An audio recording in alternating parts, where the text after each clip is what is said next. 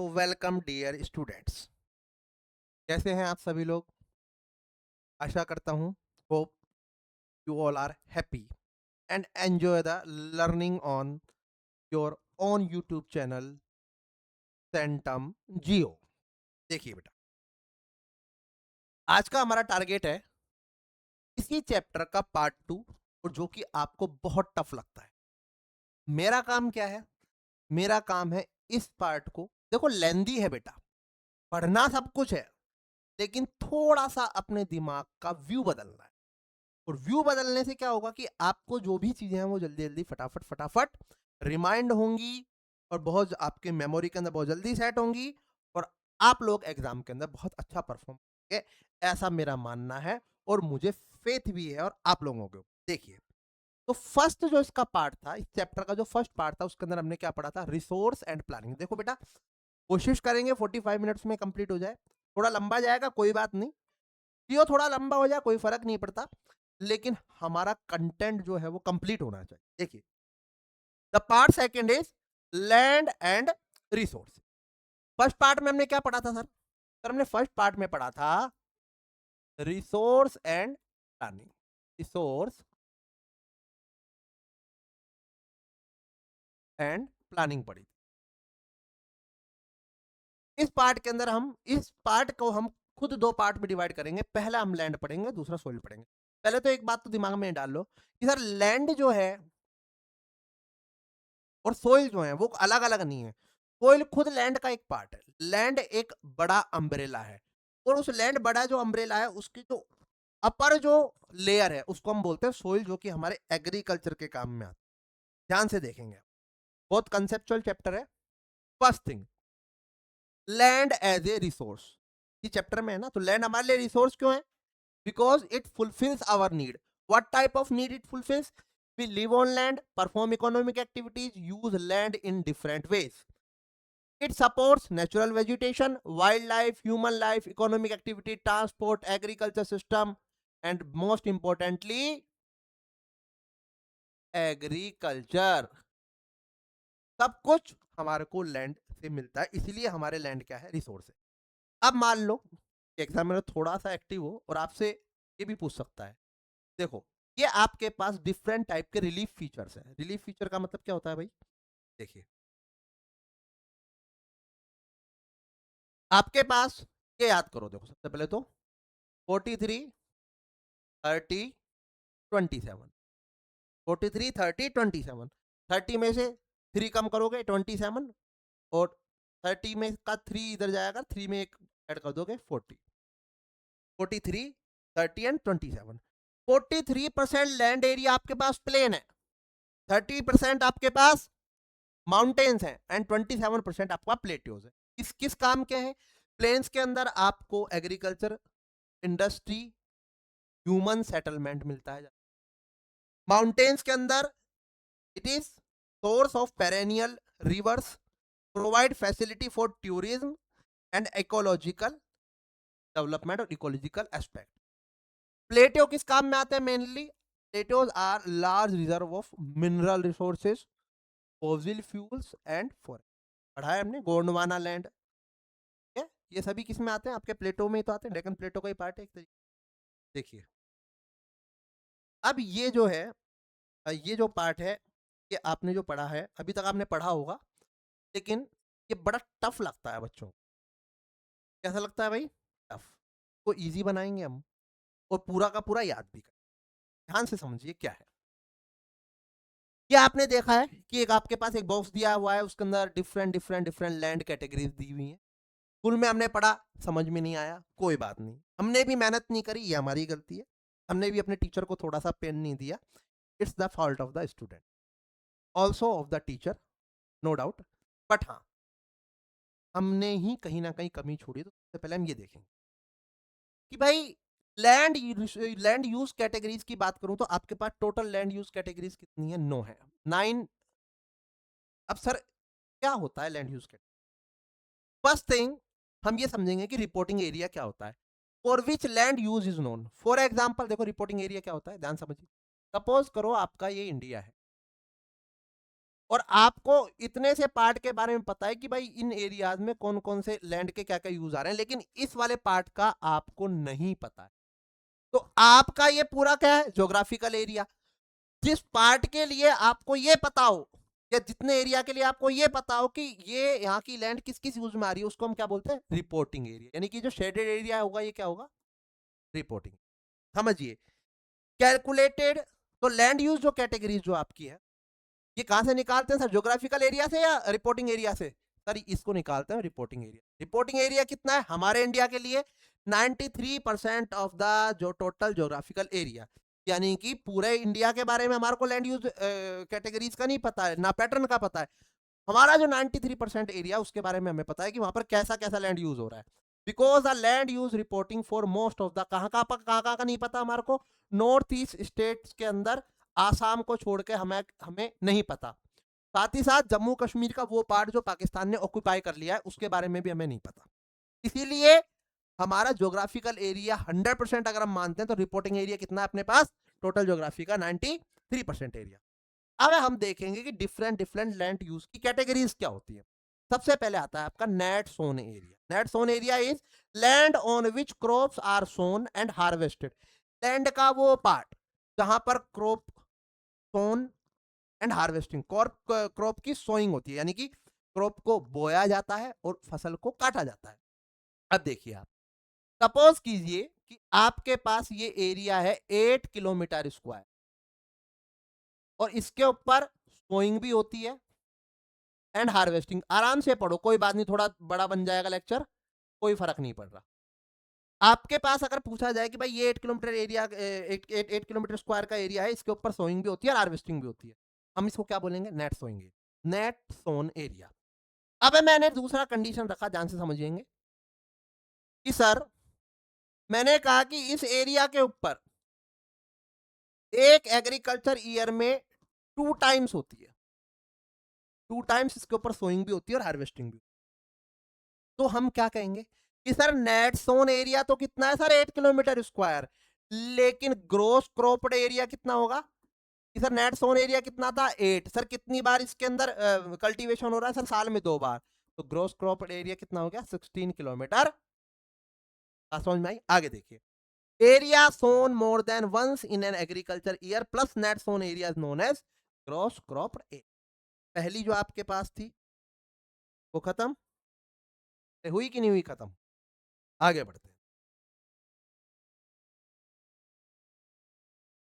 देखिए बेटा, बहुत ध्यान से समझते चले। अब हम समझेंगे following.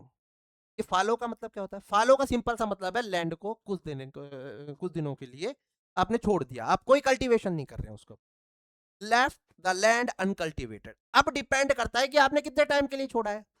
If you left the land without cultivation for less than 1 year, आप उसको क्या कहेंगे सर, करंट फॉलो। सर अगर लैंड को 1 से 5 साल के बीच में खाली छोड़ दिया तो हम उसको क्या कहेंगे sir, follow other than current follow. और सर अगर लैंड को 5 ईयर्स से ज्यादा हमने अनकल्टिवेटेड छोड़ दिया तो हम उसको क्या कहते हैं भाई, culturable Westland.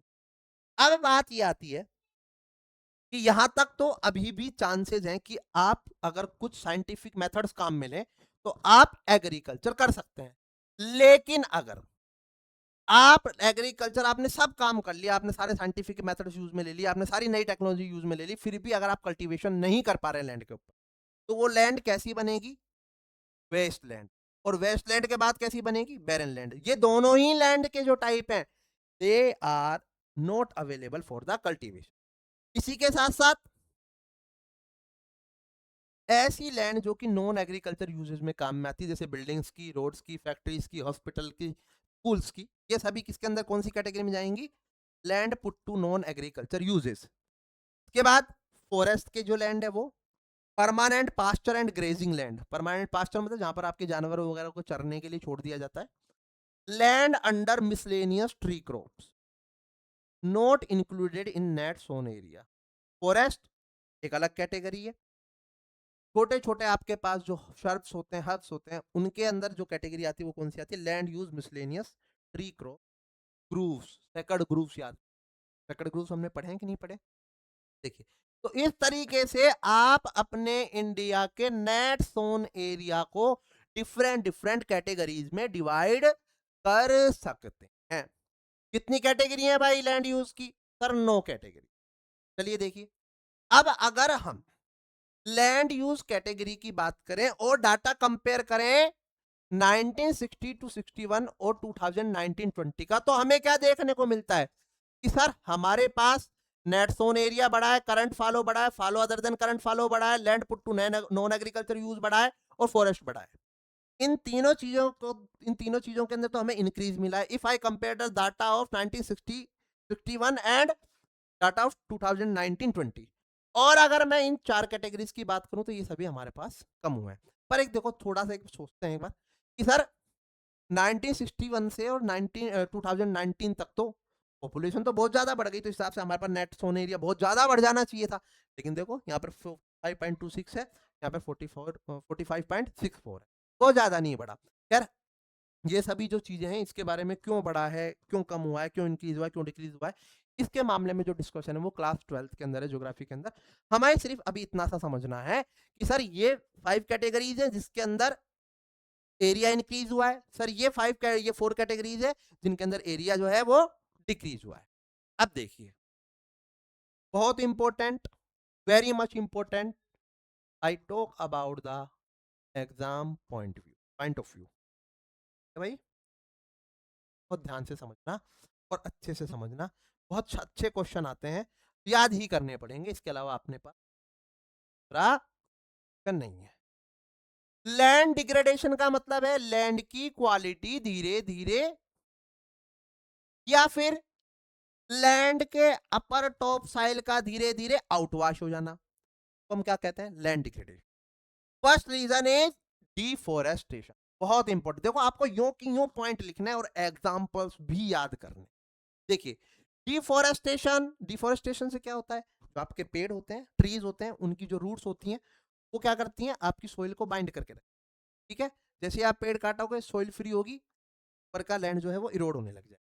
Second, over grazing. अब ओवर ग्रेजिंग की जो प्रॉब्लम, ओवर ग्रेजिंग का मतलब है कि आप बहुत ज्यादा अपने एनिमल्स को, डोमेस्टिक एनिमल्स को जो है फॉरेस्ट में ग्रेजिंग करने के लिए भेज रहे हैं या छोड़ रहे हैं। ठीक है, देखिए वेट, हाँ देखिए, ओवर ग्रेजिंग ये कहाँ पे? स्टेट्स के नाम याद रखना है सर, एमएमआरजी में आसपास के स्टेट है sir, Maharashtra, MP, Rajasthan and Gujarat. खत्म।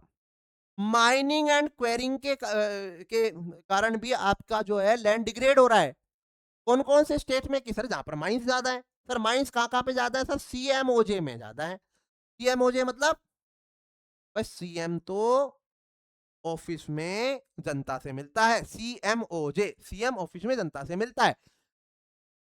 छत्तीसगढ़, मध्य प्रदेश, ओडिशा एंड झारखंड, सीएमओजे के अंदर माइनिंग एंड क्वेरिंग से जो डिफोरेस्टेशन हो रहा है,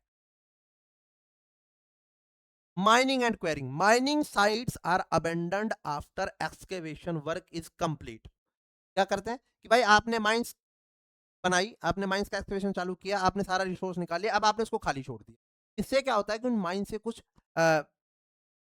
गैसेस निकलती हैं, right, leaving deep scars and traces of over extract. ये स्टेट हैं कौन कौन से? सीएम ऑफिस में जनता से मिलता है, right. In states like CMOJ, deforestation due to mining have caused severe land degradation. In states के अंदर माइनिंग, भाई माइनिंग करनी है तो आपके पास जो सरफेस के ऊपर जो ट्री क्रॉप है उसको भी तो आप हटाओगे, तो इन ट्रीज को आप हटाओगे तो माइनिंग से और क्या हो रहा है? डिफोरेस्टेशन हो रहा है।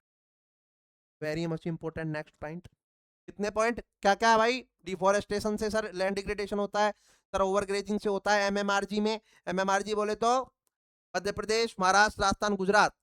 थर्ड पॉइंट है सर माइनिंग एंड क्वेरिंग से भी होता है, और माइनिंग एंड क्वेरिंग से जो डिफोरेस्टेशन हुआ है उसका उसके जो स्टेट है वो है मिनिस्टर ऑफिस, जनता से मिलता है। ठीक है, Chhattisgarh, Madhya Pradesh, Odisha and Jharkhand. Fourth thing कि sir over irrigation, due to water logging, water logging का मतलब है किसी लैंड की सरफेस पे पानी का हमेशा भरा रहना, leading to increase in the salinity. Salinity का मतलब होता है ये पानी जब बहुत दिनों तक किसी जमीन में भरा रहता है तो नीचे के जो साल्ट कंटेंट है वो नीचे से कहां पर आ जाते हैं, सरफेस पे आ जाते हैं। एंड एल्केलिटी, समझते हो? अरे एल्केलिटी का मतलब एसिडिक या बेसिक, बेसिक नेचर, ठीक है। In the soil in the states of Punjab, Haryana, ध्यान से देखो, पंजाब, हरियाणा, और अगर क्वेश्चन पेपर बनाऊं तो मैं आपको अगर ऑब्जेक्टिव दूं तो वेस्टर्न उत्तर प्रदेश की जगह मैं आपको लिखूं ईस्टर्न उत्तर प्रदेश, कहूं कि गलत को चूज करिए। तो कहां कहां है भाई? Punjab, Haryana and western Uttar Pradesh. Dust particle and slurry, ये डस्ट पार्टिकल एंड स्लरी क्या चीज है भाई, बताओ? आपने माइनिंग करी, आपने मान लो कोई भी मिनरल आपने निकाला, जैसे कि आपके पास डोलोमाइट होता है, कैल्साइट होता है, या सीमेंट फैक्ट्रीज के लिए आप डोलोमाइट को क्या करते हैं, क्रशिंग करते हैं, तो उसका जो पाउडर होता है वो पाउडर आपके थोड़ी देर तो एटमॉस्फेयर में रहता है, एनवायरमेंट में रहता है, और धीरे धीरे जो आपके एयर में जो पाउडर होता है वो धीरे धीरे कहां पर सेटल डाउन होता है, अर्थ सरफेस को। अब अर्थ सरफेस के ऊपर जब ये सेटल डाउन होता है तो ये क्या करता है, लैंड का डिग्रेडेशन करता है।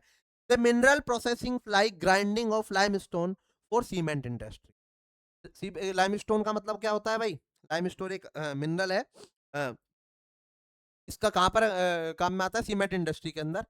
And calcite and soapstone for ceramic industry. कौन कौन से मिनरल है भाई सेरेमिक इंडस्ट्री के लिए? Calcite and soapstone for ceramic industry generate huge quantity of dust in the atmosphere. After it settles down on the land, it retards the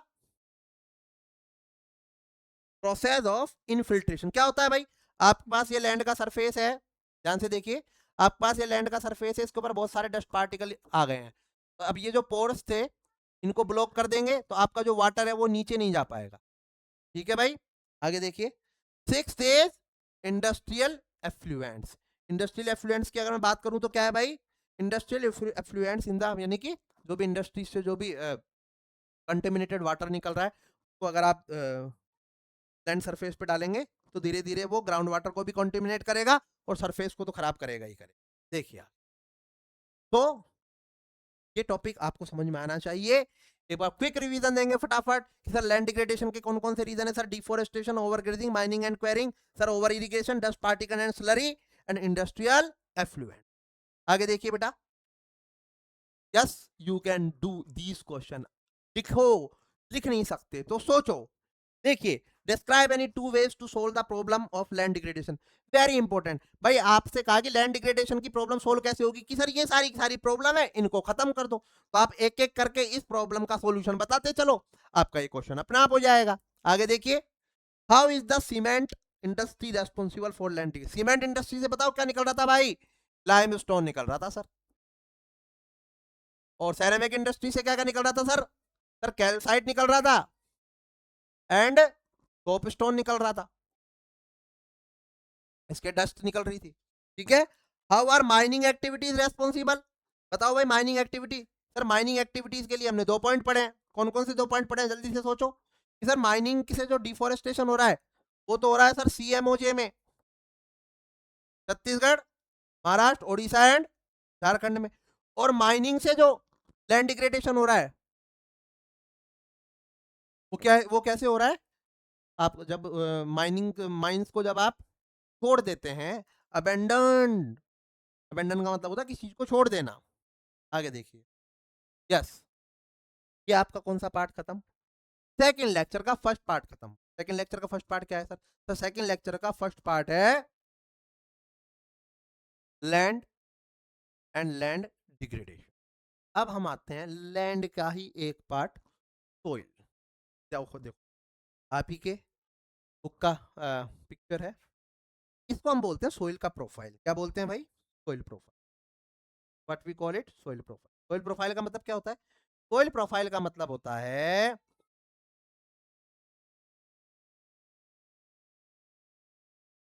soil profile का मतलब होता है अगर आप सोइल को वर्टिकली, अगर मान लो आप उसका एक ब्लॉक निकालें तो आपको क्या क्या मिलेगा, कि सर एक तो टॉप सोइल मिलेगी, पहली लेयर। सर सेकंड लेयर जो मिलेगी वो मिलेगी सब soil, weathered rocks, sand and silt and clay. Soil में क्या क्या होता है sir? Sir soil 3 different different size के पार्टिकल से मिलकर के बनी होती है सर। जो सबसे माइन्यूट पार्टिकल होता है सर वो तो होता है क्ले, इससे बड़ा सिल्ट, इससे बड़ा सैंड। नीचे नीचे नीचे क्या है, इसका जो पेरेंट रॉक है, यानी कि ये एक्चुअली में ये जो पेरेंट रॉक है, पेरेंट का मतलब ये है कि ये ऊपर की जो सोइल है इसी का ही जेनेसिस है। उसके बाद सब स्ट्रेटम वेदर्ड पेरेंट रॉक, यानी कि दो तो नीचे पेरेंट वाले हो गए और ऊपर वाली जो टॉप सॉइल। ठीक है, ध्यान से देखें, कोई बहुत बड़ी बात नहीं है। हिंदी में कहूं ना अगर मैं आपको, तो ऐसे पढ़ोगे ना तो टॉपिक की भीमरी बना दोगे। भीमरी का मतलब समझते हो, हमारे राजस्थान में भीमरी का मतलब होता है किसी भी चीज को मगअप कर देना। बिल्कुल देखिए, फॉर्मेशन ऑफ द सोइल के फैक्टर्स कौन कौन से हैं। रिलीफ, रिलीफ का मतलब होता है आपका लैंड एरिया कैसा है, प्लेन है तो उसके लिए बनती है सोइल, स्लोपी है माउंटेनियस है तो उसके ऊपर जो सोइल की जो विड्थ होती है, मैं कहूँ सोइल की जो मोटाई होती है वो बहुत कम होती है। पेरेंट रोक, अरे भाई बच्चा वैसा ही तो होगा जैसे उसके पेरेंट्स होंगे। इसी पेरेंट को क्या बोलते हैं, बेड रोक भी बोलते हैं। बेड का मतलब ये वो बेड है जिसके ऊपर सोइल बनेगी। क्लाइमेट, क्लाइमेट में आप क्या क्या क्या आता है भाई सर, टेम्परेचर, रेनफॉल, ये सब ये कंट्रोल करती हैं, ये सभी फैक्टर्स हैं। वेजिटेशन, किस टाइप का वेजिटेशन है, कैसे डिकम्पोजर्स हैं आपके पास, अदर फॉर्म्स ऑफ लाइफ, कितना टाइम लग रहा है उसको बनने में, टाइम भी तो डिपेंड करता है। हम पढ़ते हैं ना कि सर न्यू एल्यूवियल सोइल खादर, ओल्ड एल्यूवियल सोइल बांगर, ठीक है। और ह्यूमस कितना है, ह्यूमस का मतलब क्या होता है, डिकम्पोज्ड बायोटिक मटेरियल, यानी कि आपके जो पत्ते वत्ते जब उनका डिकम्पोजिशन होता है तो उसका जो रेसिड्यू होता है वो अगर आपकी सोइल में आ जाता है तो उसको हम क्या बोलते हैं, ह्यूमस बोलते हैं। ये क्या है सर, सर ये फैक्टर्स हैं। क्या है भाई, फैक्टर्स। ये क्या है सर, ये फोर्सेस हैं। फोर्सेस का मतलब एजेंट हैं जो कि सोइल को बनाते हैं। Temperature change, running water, running water क्या करता है भाई, इरोजन भी करता है, डिपोजिशन भी करता है। Wind, glacier, activities of decomposers, ध्यान रखें, those are the factors and these are the forces. देखो बेटा, अब हम ये टॉपिक पढ़ेंगे और आपको इस टॉपिक को पढ़ने के लिए थोड़ा सा शांति से बैठ करके वो चीजों को समझना हो। चीजों को इजी कैसे करना है ये मेरा काम है, चीजों को पढ़ना कैसे है ये आपका काम। ध्यान से देखिए, टाइप की अगर मैं बात करूं तो हमारे पास डिफरेंट डिफरेंट सोइल है। अब जब हम पढ़ते हैं तो हम ये सोचते हैं कि कभी किसी में केमिकल कौन सा आ जाता है, कभी कौन सा केमिकल आ जाता है। तो एक बार क्यों ना एक बार हम इसको हैक कर लेते हैं, इस टॉपिक को हम हैक करते हैं। देखिए, पहले मैं केमिकल प्रॉपर्टीज की बात करूंगा, जनरल प्रॉपर्टीज की बात करूंगा। देखो, किसी भी सोइल के अंदर क्या क्या हो सकता है। सर नाइट्रोजन हो सकता है, फास्फोरस हो सकता है, पोटाश या